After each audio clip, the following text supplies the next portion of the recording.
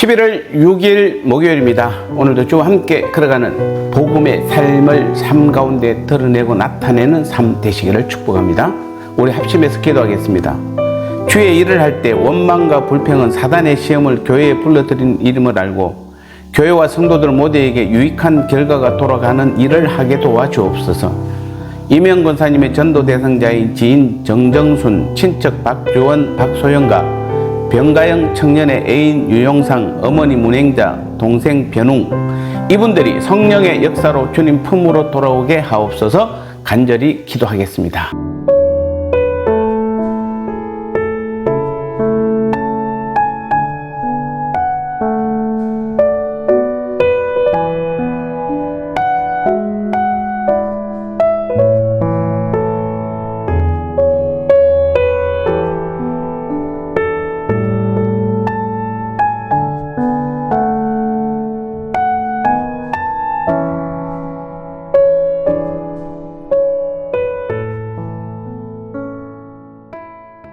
말씀 나누겠습니다. 오늘 제목은 모든 일을 원망과 시비가 없이 해야 한다라는 제목입니다.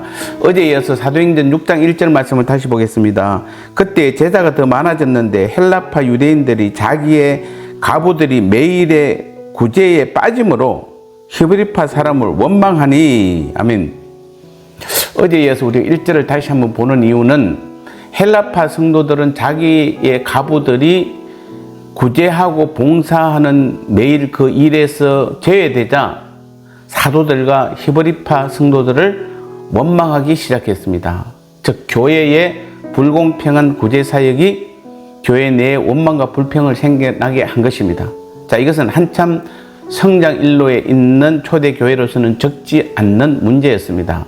자칫 교회가 분열될 수도 있는 심각한 문제였습니다. 원망과 불평은 교회 내의 시비거리가 되고 분쟁과 분열의 원인이 됩니다.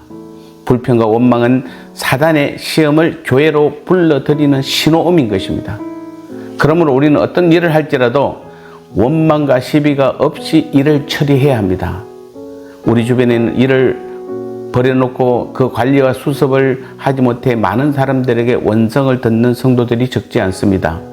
그 원성은 그 일을 버려놓은 사람에게만 하는 것이 아니라 그가 믿는 하나님께로 올라가는 것입니다. 하나님의 영광을 가리우고 하나님께 수욕이 돌아가게 하고 또 낙심하여 사단의 시험으로 교회를 떠나는 사람까지 발생하게 됩니다. 그래서 빌립보서 2장 13절 14절에서 너희 안에서 행하시는 이는 하나님이시니 자기의 기쁘신 뜻을 위하여 너희로 소원을 두고 행하게 하시나니 모든 일을 원망과 시비가 없이 하라, 이렇게 말씀하고 있습니다. 살아계신 하나님은 바로 내 안에 계시며 나와 함께 일하시는 하나님이십니다. 나를 통해 하나님이 기뻐하신 일을 행하시기 원하십니다. 그런데 우리가 하나님이 가장 사랑하시는 자녀들에게 근거 없이 중상모략하고 함부로 정죄하고 판단한다면 내 안에 계신 하나님이 얼마나 마음 아파하시며 근심하시겠습니까? 또 교회는 얼마나 큰 시험과 어려움을 당하겠습니까? 우리는 한시도 이 사실을 잊지 말아야 합니다. 그러므로 우리들은 어떤 말을 할 때는 분명한 근거를 가지고 말을 해야 합니다. 근거 없이 떠도는 소문은 얼마나 많은 사람을 죽이는지 모릅니다. 이런 것은 사단의 수법이고 자신뿐 아니라 다른 사람까지 죽이는 일입니다. 또 어떤 일을 할 때는 면밀한 계획을 가지고 충분히 기도한 후 행해야 합니다. 또 자신이 손해볼지라도 다른 사람들로부터 원망을 듣지 않도록 일을 처리해야 합니다.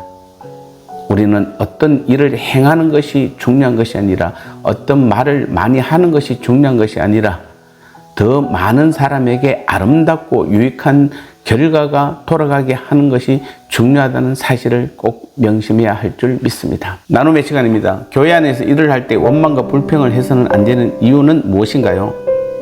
그렇다면 교회에서 우리는 어떻게 하는 것이 가장 선하고 옳은 일일까요?